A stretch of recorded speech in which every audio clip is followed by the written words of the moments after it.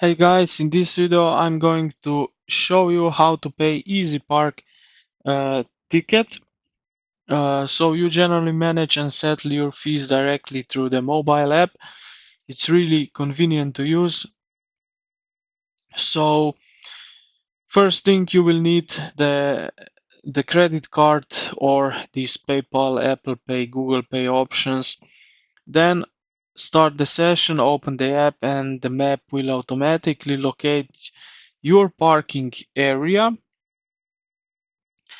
So this code will appear if you are on that spot. Then next, tap on this you see below this Volta Garibaldi. Click on that. Right here you will add your car license plate.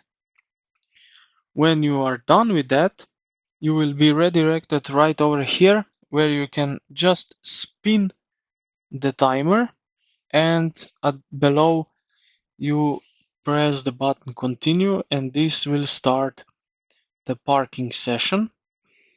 So you are charged only for the actual time used.